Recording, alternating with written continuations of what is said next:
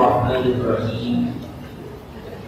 Nabi Mustafa Rasulullah sallallahu alaihi wasallam semoga bagi para anbiya wal muslimin wa ala alihi sahabat ajma'in wa la ilaha wa syai'in Allah baina Muhammad wa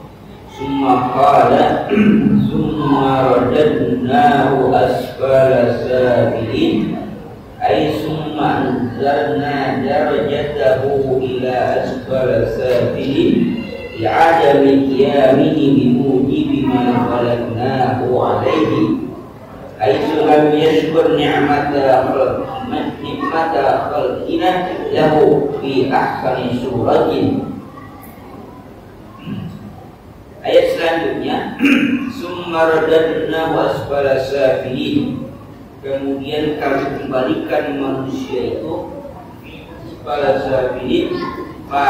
tingkatan yang paling bawah yang paling bawah.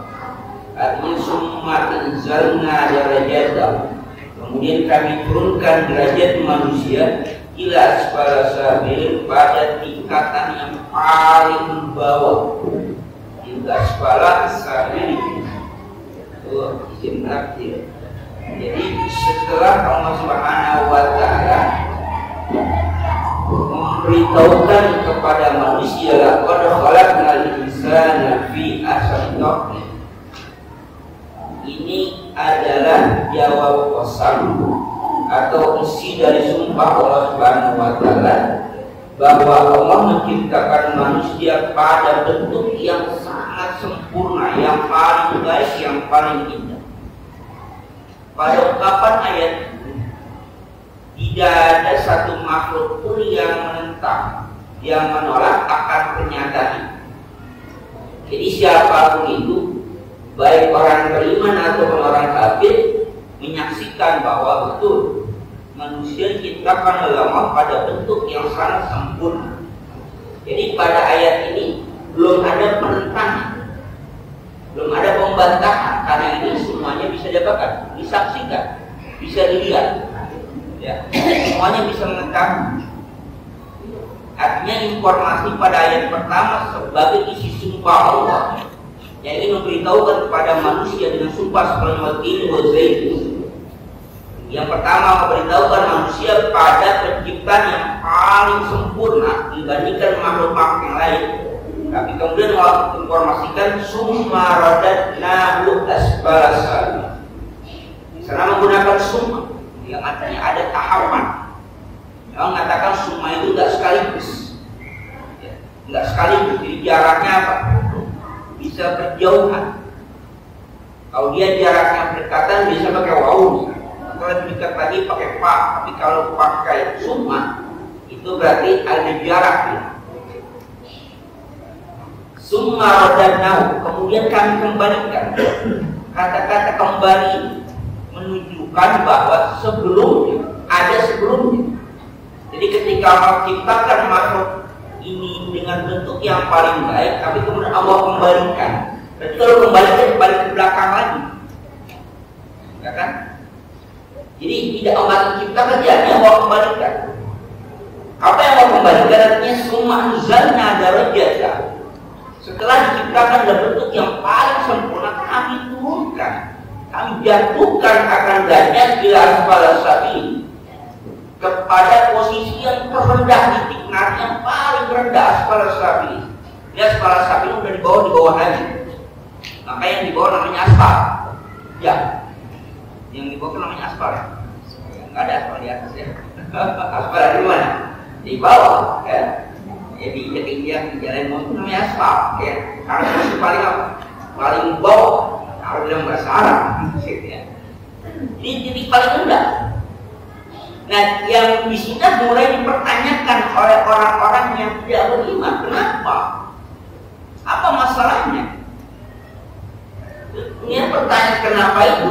Jelaskan ya ada bikiani dimuji makhluknya wali. Karena manusia tidak melaksanakan dengan apa yang dia diciptakan. Untuk apa dia diciptakan?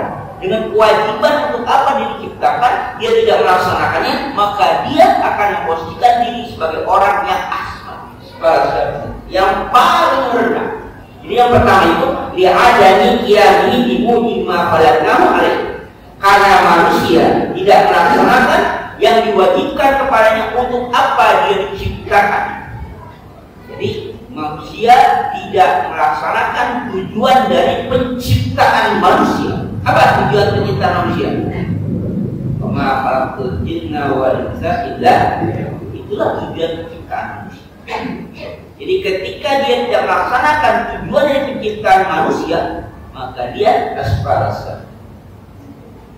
Sebenarnya apapun yang dilakukan oleh manusia di dunia ini, ketika tidak melaksanakan dari kewajiban yang dituntut pada dirinya, itu sebenarnya pada titik yang paling bawah. Apapun, misalnya jabat, untuk apa dia menjabat? Dan semuanya ada sumpahnya, ada job description, ada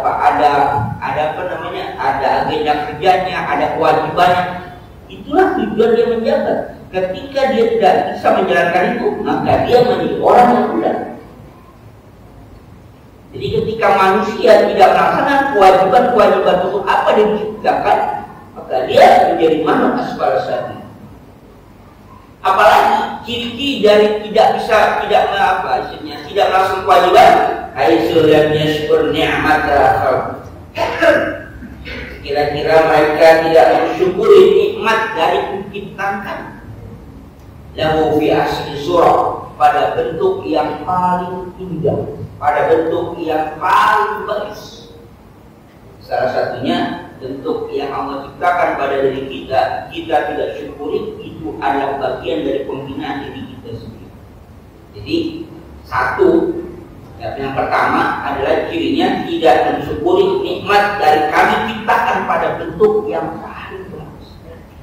Mensyukuri nikmat bentuk yang paling bagus pada diri kita bukan harus dipamerkan, tapi diapakan? Digunakan untuk ibadah pada Allah Subhanahu wa Ta'ala.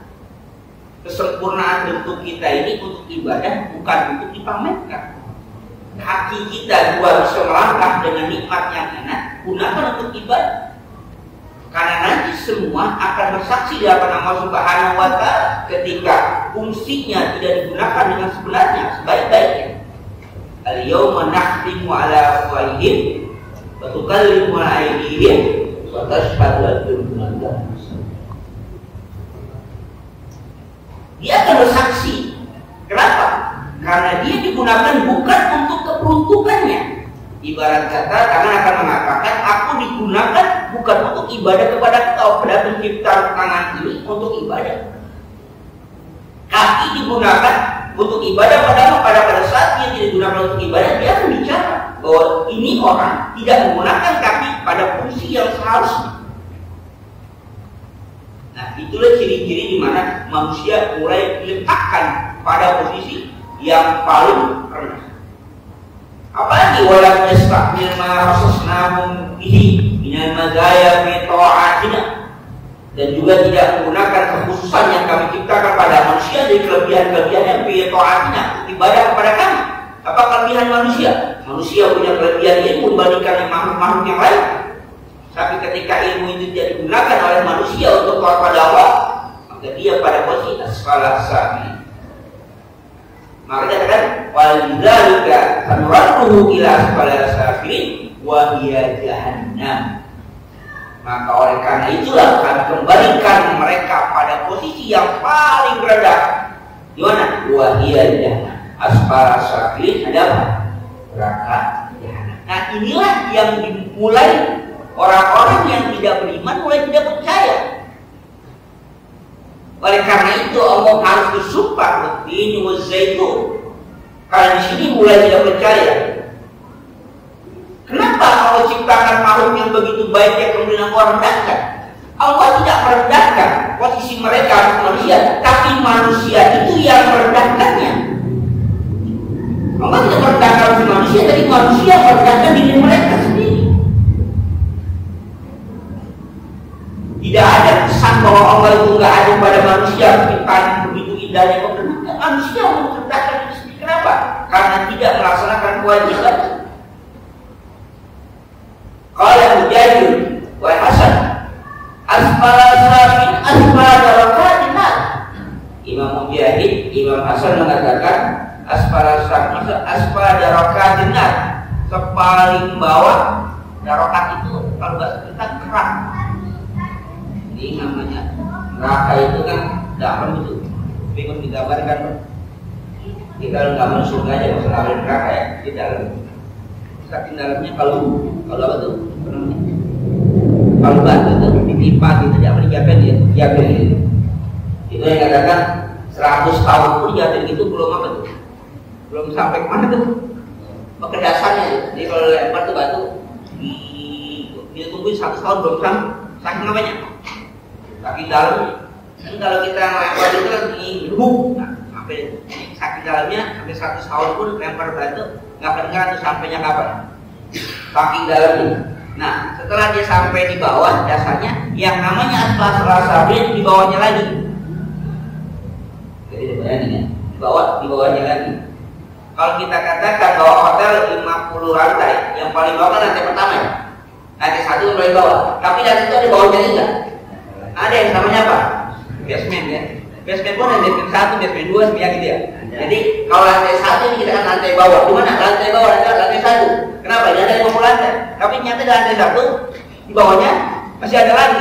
Basement kayak itu, basement 1, ada lagi basement 2 terus. Nah, asfala safilin itu udah di bawah apa? Di bawahnya lagi. Itulah kehinaan yang paling hina bagi manusia. Itu gambarannya dari Imam Mujahid, asfala safilin itu asfala darakatin nar. Jadi yang paling bawah dari bagian keraknya neraka. Kena kerak enggak? Nah, jadi enggak kena kerak. Ya orang tua kena kerak kan. Nah, kalau masak nasi itu senang ada keraknya tuh. Wah, itu paling enak dimakan. Ya, yang anaknya yang bawahnya biarin aja deh. Tapi di atasnya enak, di bawahnya ya udah besar kayak arang. Tapi itu nikmat karena kita enak betul. Tapi sekarang anak-anak nggak ngerti yang namanya kerak itu apa juga. Ya, kerak itu biasanya apa? Berlapis. Kerak itu berlapis. Atasnya kayak enak dikit, bawahnya agak senang. Bawahnya lagi semangat tadi itu nggak akan dimakan dah. Kalau makan bawahnya itu makan arang namanya gitu ya. Jadi berkerak itu apa? Dia berlapis-lapis. Yang paling bawah itulah yang dikatakan asfala safilin. Ya, neraka pun begitu. Nah, Imam Waqala juga, Imam Tuhan berpendapat lain lagi. Jadi kalau Imam Mujahid mengatakan posisi nanti manusia di akhirat. Jadi pada asfala safilin ini dipahami maknanya makna majazi dan pengertian nanti di akhirat. Tapi Imam Ad-Dhahab mengatakan bukan di akhirat, summa radadnahu ila adzalil umur. Kami akan kembalikan manusia ila adzalil umur, kepada kehinaan umur, lemahnya hinanya umur. Apa itu? Wa huwa al-aramu qad-syabab. Dan wanita dia setelah muda, wa da'u ba'dal ubati. Dan apa? Dan dia menjelma setelah kuat. Jadi adzal umur itu sampai Rasulullah itu memohon perlindungan untuk jangan sampai adzal umur, kehinaan umur. Kehinaan umur itu bukannya ketika sudah mati, tapi di dunia pun bisa apa? Kehinaan umur. Kalau dia di antara kehinaan umur adalah dia mengalami masa pikir. Itu udah mulai kehinaan. Jadi dia mengalami masa pikir. Maka jangan sampai usia kita mengalami itu. Karena itu sehebat apapun ya, ketika dia mengalami masa itu, maka akan hina umurnya, akan lihat dia akan lemah pada orang lain. Ya, udah makan, tapi belum makan, belum sholat, tapi udah sholat. Itu kan orang akan punya. Ya.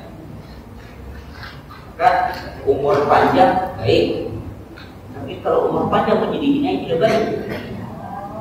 Karena di dalam suratnya kan wa man amirhu munaqisu fil khalq. Siapa orang yang kami panjangkan umurnya, kami kembalikan dia pada awal penciptaan. Apa maksudnya? Jadi ketika Allah memanjangkan umur seseorang, membalikan pada awal penciptaan semula, maksudnya kayak anak kecil lagi. Ya, kayak kecil lagi, udah hati-hati. Makan kita suapin, ya tapi secara fisik betul udah nggak lagi makan kuat, makan lagi, makannya apa? Bubur bayi, makan juga nggak dipakai lagi, mulut aja gitu. Ya udah nggak, udah kembali. Dia mau makan ambil pun nakis belum. Kalau udah orang berumur, kalau kita punya orang tua, kita mau perlakukan dia seperti apa? Kayak seperti anak kecil.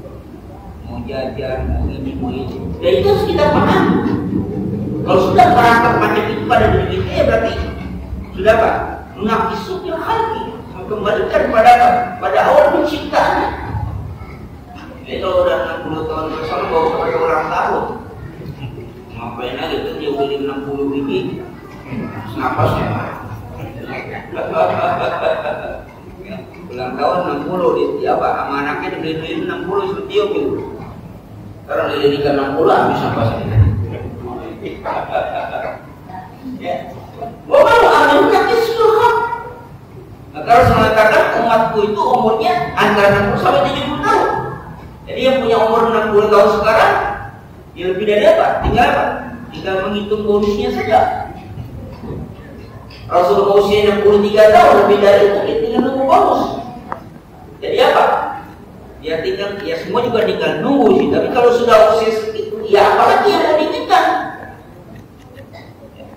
Bukan yang kita bilang harus sakit akhir, tidak selamanya seperti itu. Tapi yang jelas bahwa sudah harus introspeksi diri. Ya bukan yang muda berarti umur lebih panjang, enggak juga. Yang muda juga umurnya lebih panjang juga, belum tentu juga. Artinya ketika sudah diberikan lampu oleh Allah Subhanahu Wa Taala, kita mulai menyadari diri kita. Ya. Bukan nanti ya masih muda lah, ya enggak juga. Ya. Berapa banyak yang muda lebih duluan gitu ya? Ya, yang tua udah disumpahin mati nggak mati-mati juga. Lalu disumpahin. Ya. Jadi yang namanya semua roda tahu kata Imam Al-Wahab, semua roda tahu tidak asal. Kami kembalikan dia pada kehinaan. Yaitu ketika dia dulunya muda, sekarang udah tua. Ketika dulunya kuat, sudah lemah. Itu adalah umur. Itu yang bisa dilihat di mana? Di dunia. Nah, tapi kalau penafsiran ini yang dilakukan, mungkin bagi orang-orang yang tidak beriman pun akan apa? Akan mengiyakan, akan melihat kok, ya, memang betul kenyataan seperti itu. Tapi penafsiran yang macam itu jadi disalahkan. Boleh saja penafsiran secara fisik macam itu, supaya orang beriman ataupun orang kafir bisa memanfaatkan usianya pada saat dia masih hidup untuk Allah Subhanahu Wa Taala. Jadi yang namanya mau ibadah jangan tua dulu. Diajak ke masjid, nah hati-hati dulu. Sudah, masjid apa? Hati-hati dulu ya. Oh, sama hati-hati, udah nggak mau. Mau ngajinya apa segala macam. Ya, diajak jamaah ke masjid, hati-hati dulu. Ya kalau hati-hati nggak ke masjid, mau ngapain lagi? Yang kemarin hati-hati sama anak-anak. Yang tengah-tengah pada mana? Ya, hati-hati sama anak-anak ya. Ada yang nggak aku hati-hati ya? Hati-hati. Jadi mau jadi doa, ya di dunia pun akan terbukti Allah Subhanahu Wa Taala. Karena mengembalikan kepada keinginan rukun yang sebelumnya bentuk yang gagah, cantik gitu kan. Ketika dia sudah tidak berrukun, apa sudah tidak punya kekuatan apa lagi? Gak ada lagi kekuatan untuk apa kita? Dia harus disambungkan. Jadi awal ayat ini masih bisa berlaku orang kafir, orang beriman pun masih bisa melihat mungkin ya. Tapi nanti penentangan orang kafir di belakang ayat. Ya. Maka kalau kita sering dengar orang ingin mendoakan orang yang nikah itu sakinah, mawaddah, rahmah. Itu sebenarnya doa untuk sampai akhir hayat atau sampai umur panjang. Yang namanya sakinah itu ketenangan. Ya. Di awal orang nikah apa? Tenang. Bahkan saking tenangnya awal nikah itu subuh juga kesiangan. Ya saking tenang itu tidur gitu. Di awal nikah sakinah. Tenang, sakana itu tenang. Sakana itu tenang, sakinah itu tenang. Sampai sakana juga kata miskin. Ya. Orang miskin tenang orang miskin. Kayak awal bulan gak mikirin nanti akan ada tagihan pacar juga, orang miskin tenang-tenang aja. Orang ngasih ini orang kaya itu, orang miskin tenang-tenang aja. Musim hujan kayak begini, yang bingung orang kaya, orang miskin tenang aja. Kenapa? Orang kaya mobil bensin, orang miskin kagak pas banjir. Itu ya paling gak pada ngajut biarin aja, nggak benci. Orang kaya mobil kopak, ya kan karpet, bingung dia. Orang miskin enggak. Kalau udah selesai, ya ambil bajunya aja kandutin, lari aja di jembatan, beres itu. Orang lain nggak jawab. Namanya sakana itu tenang. Di awal pernikahan dia sakinah gitu loh. Tapi kemudian setelah sakinah itu lewat, apa? Mawaddah. Apa mawaddah itu? Cinta, tapi kita berharap bisyai. Cinta ada sesuatu yang dicintai. Seorang suami cinta pada istrinya karena masih cantik. Seorang istri cinta pada suaminya masih ganteng. Itu artinya mawaddah. Proses awal-awalnya mawaddah. Tapi kemudian kita doakan dia rahmah ini udah di atas, udah 50 tahun ke atas. Al-hub Indonesia. Cinta tidak ada sebab apa-apa, benar-benar muncul secara keikhlasan. Rahmah. Jadi ketika nenek-nenek cinta sama laki-laki, ditanya, engkau masih cinta sama nyai? Cinta banget, apa yang dicintai? Kulit sudah keriput, rambut sudah apa? Sudah putih, kuping sudah gak dengar. Cinta bagaimana? Nyai masih cinta mantap, cinta banget, apa yang dicintai? Disebut apa? Rahmah. Apa rahmah itu? Cinta di syai. Dia cinta tapi tidak apa? Tidak ada udah unsur apa-apa. Pokoknya udah apa? Udah senang saja. Maka Allah bersifat apa? Rahmah. Allah rahmatnya tadi. Allah memberikan rezeki pada makhluknya tidak peduli. Mau dia beriman, mau dia kafir, mau dia pemabuk, dia sampah, terserah. Yang penting Allah berikan dia rezeki. Ya. Apakah orang-orang yang bermaksiat di dunia ini kemudian tidak bisa mendapat sinar matahari? Tidak dapat. Apakah ketika dia para koruptor itu nggak bisa apa? Nggak bisa menikmati oksigen? Dia itu dalam rezeki. Itulah apa? Rahman dan rahimnya Allah Subhanahu Wa Taala. Jadi apa? Allah berikan kita itu nggak tanpa harus memilih. Yang miskin apa? Yang kafir begini enggak. Maka udah apa? Rahman. Itulah yang kita harapkan apa? Mencintai sudah tidak lagi sebab kecantikan, mencintai tidak lagi sebab kegagahan. Tapi apa? Sudah rasa apa? Rasa yang muncul, mungkin bahasa dalam dunia kita disebut bukan lagi kasih sayang, tapi apa? Kasihan. kasihan. Kenapa kasihan? Ya kasihan lah, dari dulu hidup miskin, dari tahu dari menikah hidup miskin, punya anak masih miskin, sampai sekarang lebih miskin lagi, masih sama-sama gitu. Masa ya udah sekarang mau dipisahkan gitu, udah Pak, udah kasihan. Kasihan kalau ditinggalin, apa? Nggak ada yang ngurusin, udah kasihan. Bukan apa? Bukan nanti sayang ya Pak, udah kasihan. Makanya doa kita mau sakinah, mau ada warahmah. Kenapa tadi ila ajal umur, kehinaan umur, kehinaan umur. Boleh kita panjang umur, tapi jangan telat pada Allah Subhanahu wa Ta'ala. Jangan panjang umur justru ngapain? Menyusahkan orang. Kita panjang umur dalam taat pada Allah Subhanahu wa Ta'ala. Maka sebaik-baik manusia adalah orang yang umurnya panjang, wa hasuna. Qala amruhu wa hasuna. Panjang umurnya, baik amal ibadahnya. Tapi sejelek-jeleknya manusia, nah ini yang berat. Udah panjang umurnya, maksiatnya banyak. Lebih parah lagi, udah pendek umurnya, nggak pernah pada itu ibarat udah pendek, banyak dosanya. Maka ketika umur panjang, manfaatkan dari kebaikan. Maka Imam Ad-Duha ini bukan roda asfal sabil nanti di akhirat, di dunia pun bisa terjadi, dikembalikan pada bentuk apa? Dulu saya pernah langsung dengar ya Jamaah itu ketika beliau berhenti merokok dulu kita, kan beliau merokok ya, merokok hebat luar biasa.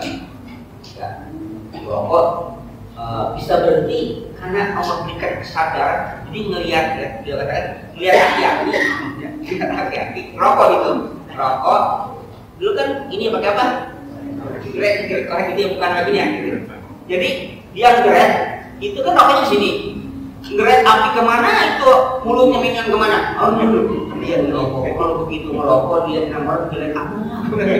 Jadi ini rokok ada apa? Udah karena berapa kali? Udah begini aja. Ini apa? Rokoknya kan di bibir kan? Bergerak-gerak dia kesini apinya rokok ke sono sini. Dia lihatin kan dia Allah. Ini amat gua kalau rokok kayak gitu.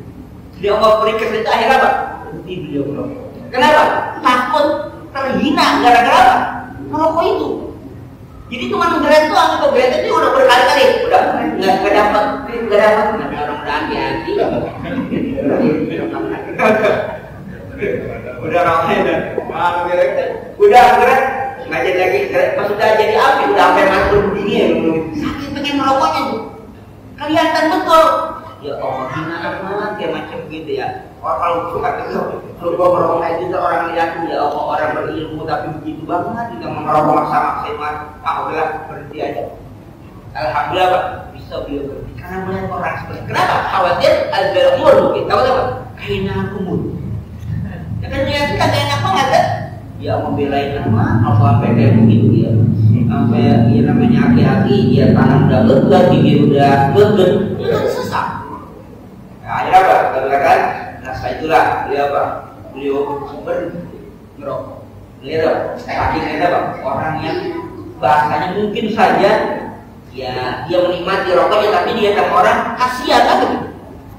Ya kalau ada yang kerasin kayak gitu mungkin bisa jadi, tapi tidak selamanya dengan ada itunya. Ya kalau sendirian, ya kan repot. Di gara-gara itu, dia kata, udah, gua nggak merokok lagi, biarin. Tahu lah, mudah-mudahan aman. Ya alhamdulillah terus ya, karena rokoknya beliau juga rokok yang unik ya. Rokok beliau itu rokok ini. Kalau Mayarab, satu lagi, saya biasa ini rokoknya 5. Tahu tuh belinya 5. Ya macam-macam punya apa? Punya kebiasaan, tapi kesadaran bisa jadi dari siapapun datangnya menyadarkan diri kita. Jadi dari siapapun itu, ya. Ketika Allah perlihatkan macam itu, bisa apa? Muncul kesadaran, rasa empati pada diri kita, pada orang lain. Akhirnya apa? Beliau merasa, udahlah, bagaimana pun caranya berhenti sajalah. Kenapa? Takut, kenapa? Jadi hina. Nah itu kata Imam Doha. Waqal Al-Usi, Imam Al-Usi mengatakan, ya, wal ba'da min asyar fil syarati ila hadil kafir yaumal qiyamati wa annahu yakunu ala ahli surati wa asba'iha badan kana ala ahli surati wa abda'iha Kalau Imam Alusi, ya, Ruhul Ma'ani kitabnya, dia memang tafsir isyari, melihat penafsiran bukan secara yang terlihat, yang zahir, tapi isyarat tindakan. Jadi bukan bukan makna yang kelihatan, tapi makna di balik itu yang beliau lihat. Itu makanya tafsir isyari, isyarat yang ditangkap dari teks, bukannya yang kelihatan, ya. Jadi bukan yang arti yang kelihatan, arti yang zahir, tapi arti yang batin. Itu keahlian dari Imam Alusi dalam tafsir Ruhul Ma'ani. Ini kalau baca tafsir itu macam-macam, Pak, ya. Saking bagaimana jadi itu dunia tafsir macam-macam.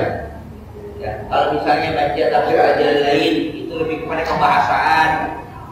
Hati-hati kalau misalnya baca tafsir Al-Kasyaf, dia kepada balaghah dan ahli dalam ideologinya ada Mu'tazilah. Kalau baca misalnya tafsirnya Muhammad Abdul Rashid Ridho Al-Manar, itu lebih ada ijtimai kemasyarakatan, maka banyak ngajakin perang.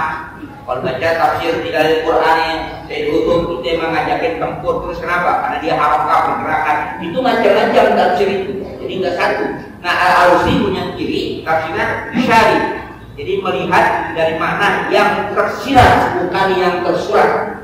Nah, beliau katakan wal mubadaru minasya'il isyarat, tertangkap secara cepat dan isyarat kalimat itu ila halatil kafir, itu adalah kondisi orang kafir yaumul qiyamah, pada hari kiamat. Wa annahu yakunu ala aqali suratin wa asfaliha, mereka itu pada bentuk yang sejelek-jeleknya bentuk, wasfaliha, dan sepaling kejinya bentuk. Badalkan ala asani suratin wa asfaliha, setelah mereka ketika di dunia orangnya cakep-cakep, bagus-bagus, bentuknya bagus, mukanya cakep, tapi ketika di akhirat mereka menjadi aqali surat, yang paling jelek. Itu pemahaman dari Imam Al-Alusi dalam tafsir Ruhul Ma'ani. Artinya ini bukan orang bukan orang yang beriman. Nah, inilah yang kemudian ditentang oleh orang-orang kafir. Masa iya orang makhluk secantik ini, segagah ini, kemudian menjadi jelek semuanya? Kenapa? Karena redaksinya sumarodatang asbara itu umum. Mengatakan lafaz Allah al-insana, karena wadah itu umumnya kepada insan. Jadi selama dia bermakna atau berarti atau mempunyai maksud manusia, maka selama dia manusia, Allah akan kembalikan dia kepada bentuk yang paling hina. Tapi kemudian Allah berikan isyarat sebagai pengecualian, illal ladzina amanu wa 'amilus sholihati falahum ajrun ghairu mamnun. Inilah yang menjadi perlawanan bagi orang-orang kafir. Jadi yang akan selamat hanya alladzina amanu wa 'amilus sholihat. Yang lain semuanya rodadnahu asfala safilin. Ini baru mulai mereka melawan, mulai mereka menentang ketidakpercayaan. Itulah tujuan dari yang tadi kita katakan. Qasam, sumpah nyawa, watin, wazaitun. Karena kita kembalikan kepada konsep awal, teori awal ya, bahwa kalau Allah bersumpah berarti informasi yang akan disampaikan akan ada perlawanan, akan ada pembantahan. Pertanyaan, informasi yang mana? Kalau penciptaan manusia pada penciptaan yang paling bagus, semua orang bisa saksikan itu. Setiap manusia bisa merasakan itu, betul. Kalau apa masalahnya? Ketika summaradna wasfala safilin, kemudian kami kembalikan manusia itu pada bentuk pada kehinaan yang paling hina, mereka mulai bertanya, kalau begitu untuk apa Allah ciptakan sebagus itu kalau memang nanti jadi hina, dan apa hinanya? Gak ada pengecualian, semuanya. Tapi kemudian Allah berikan pengecualian, illal ladzina amanu wa 'amilus sholihat. Ini yang menjadi penentakan orang kafir, kecuali orang yang beriman dan orang yang beramal soleh. Ai illal mu'minal muttaqina alladziina jama'u bainal imani wal 'amalis shalih. Ingat, ayat ini berbicara dua term, dua hal yang bisa menyelamatkan kita. Apa? Amanu wa 'amilus sholihat. Jadi tidak hanya iman, tapi apa? Amal soleh. Iman yang diaplikasikan bentuk amal. Tapi juga tidak bisa amal tanpa iman. Nggak akan ada gunanya. Di akhirat ini oke. Jadi ada iman dengan amal. Kalau hanya amal tanpa iman, maaf, orang kafir pun beramal. Mereka pun baik secara sosial. Tapi bagi kita kebaikan mereka, kebaikan sifatnya manusiawi, humanis itu. Tapi untuk nilai pahala nanti di akhirat, nanti dulu. Tapi ada orang yang beriman tapi akhlaknya bejat. Mohon maaf. Ya, mohon maaf. Jika kata yang namanya saudara-saudara kita yang imannya ada, tanda kutip iman dalam artian oke lah KTP bentuknya, tapi maksiatnya jalan terus. Itu iman tanpa amal.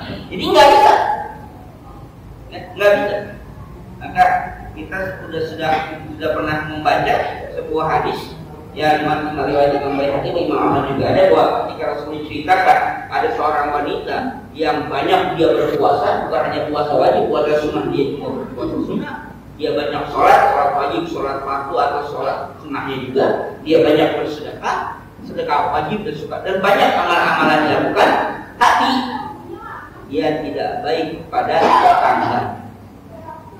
Lisannya tidak baik pada tetangganya. Apa Rasul mengatakan?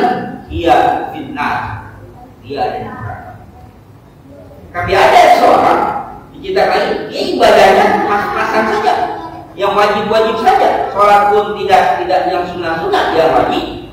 Bahkan dia sedekah pun dengan hanya sepotong akid itu keju, sepotong keju dia bersedekah, saking dikitnya dia bersedekah. Tapi dia baik misalnya pada tetangga demen sama dia, bergaulnya enak dia. Harus mengatakan dia Kristen. Orang itu mana? Dalam. Artinya amal ibadah yang banyak yang kita kerjakan untuk menghadap Allah Subhanahu wa taala tidak menjamin kita akan keselamatan di mana? Di akhirat. Selama kita tidak bisa mengaplikasikan ibadah itu untuk manusia.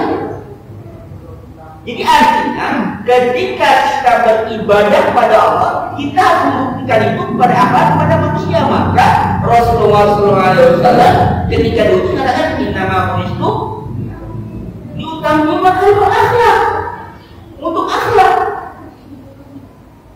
Bahkan akmalul imani, orang yang paling sempurna keimanannya, ahsanul khuluq, orang yang paling baik akhlaknya. Orang yang sempurna imannya, orang yang paling baik akhlaknya, bukan orang yang paling banyak ibadahnya. Orang yang paling sempurna imannya, orang yang paling baik akhlaknya. Wa khairukum nisaikum. Orang yang paling baik di antara kalian, orang yang paling baik pada istrinya. Lalu khairukum nisai, orang yang paling baik adalah orang yang paling baik kepada istri.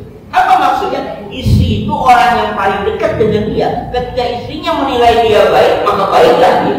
Tapi ketika istrinya bilang dia buruk, buruklah dia. Walaupun orang lain memuji setinggi langit, tapi bininya bilang dia orang yang nggak baik, itulah standar atau informasi yang paling benar. Orang lain mengatakan bapak itu dermawan, menyumbang di masjid jutaan, santun sama anak yatim, santun sama janda-janda, santun sama orang-orang miskin, banyak penyumbangnya. Tapi ketika tanya, bini bilang, bagaimana bapak di rumah? Pelit banget. Nah, itu yang benar. Itu yang benar. Kenapa? Yang lain nggak benar. Bukan nggak benar, mungkin benar yang lain. Dia santun, menyantuni anak yatim, menyantuni fakir miskin, banyak nyumbang di masjid, di musola, di masjid. Mungkin betul, karena udah mau tahun 2024. Mungkin. Enggak habis itu, ya balik lagi. Tapi ketika pada istri, itu kewajiban mutlak dan dia bisa diketahui karena istrinya yang merasakan. Tapi ketika istri mengatakan dia orang yang pelit, itulah yang benar. Jadi apa? Santun atau dermawan pada orang lain ada maunya, tapi karakter sebenarnya orang yang pelit.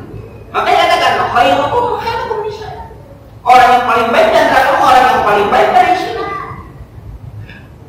Nah, tadi iman itu terkait dengan apa? Dengan akhlak.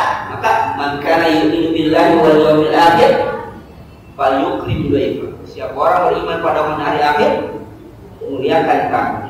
Man kana yu'minu billahi wal yawmil akhir falyukrim jarah. Siapa orang beriman pada hari akhir, muliakan tetangganya.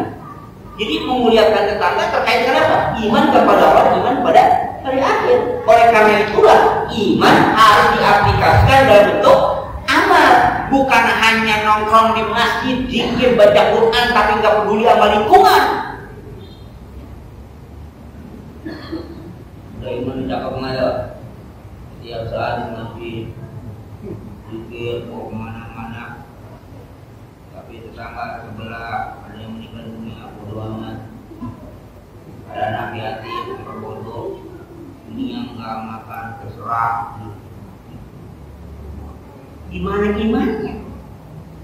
Maka Nabi marah pada Abdullah bin Amr bin Al-As ketika Nabi kunjungi ke rumahnya, ternyata ada di masjid nggak pulang-pulang, padahal dia masih pengantin baru. Nabi parahin, suruh pulang. Kok mana? Bangun dan tidur, bukan tidur mulu atau bukan bangun dulu gitu. Artinya beliau itu kalau siang hari berpuasa, kalau malam hari beliau sholat. Dan satu kali hatam Al-Quran. Kita boro-boro 1 tahun aja kadang nggak hatam, 1 hari 1 kali hatam Al-Quran. Puasa setiap hari, sepanjang malam sholat. Ini nggak dipegang-pegang, masih sentuh-sentuh. Masuk pengantin baru. Bagaimana keadaan kamu? Kata Rasulullah, istri suamiku orang yang patuh, orang bertakwa. Dia ada di masjid. Sampai-sampai tempat itu belum pernah diinjak sama dia, sampai tutup saji belum pernah dibuka sama dia. Kau tutup saji Pak, tutup saji belum pernah sikap-sikap. Di mana dia? Di masjid. Suruh pulang. Membayang mulu, puasa mulu, ngaji mulu, suruh pulang. Wa fi ainika hak, mata kamu punya hak untuk tidur kalau memang ngantuk. Jangan nonton bola pakai nyeduh kopi habis contang tidur, ngantuknya tidur. Kenapa? Besok tungguin nasi juga, besok ada rekamannya gitu. Udah nggak seru lagi ya. Kalau ngantuknya tidur, jadi paksain. Maka Nabi katakan kalau kamu ngantuk mau sholat, tidur dulu baru sholat. Ya habis kebablasan kalau bilang. Kalau ngantuk tidur, ngantuk minum kopi. Apa urusannya? Wabi jasa nikah akor, pada jasa kamu punya hak. Lapar makan, jangan puasa mulu.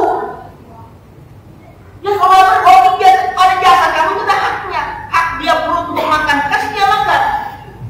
Walizaujika akor, istri kamu di rumah punya hak. Kamu abaikan.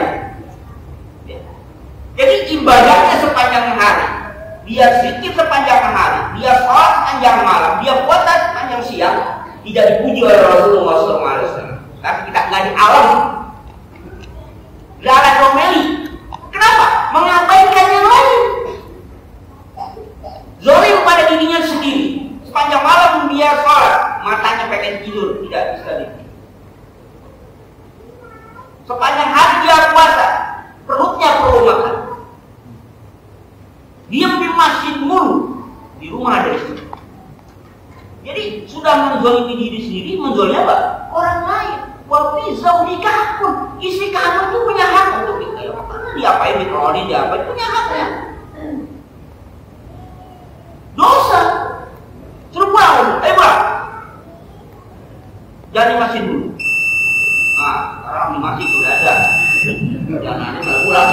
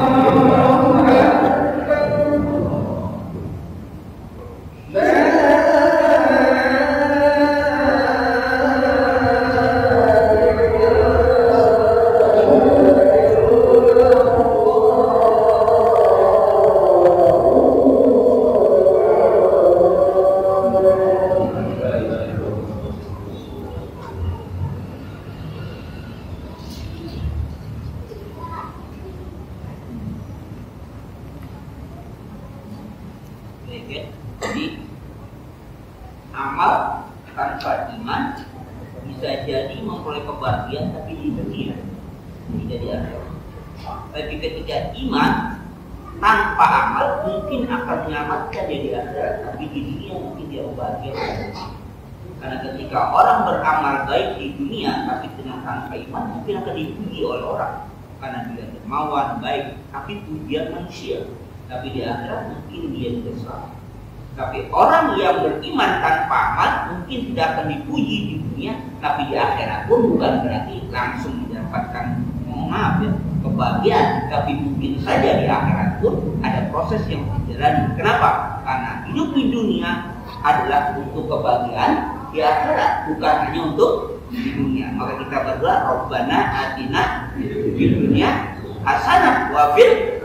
Nah itulah harus dilandasi iman dan amal. Semua qala falahum ajrun wa mamnun wa ma'alim surat al-Fatihah.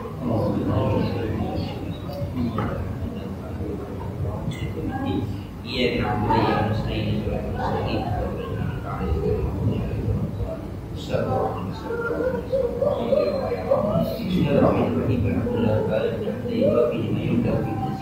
Ya Rabbana lakal hamdu wa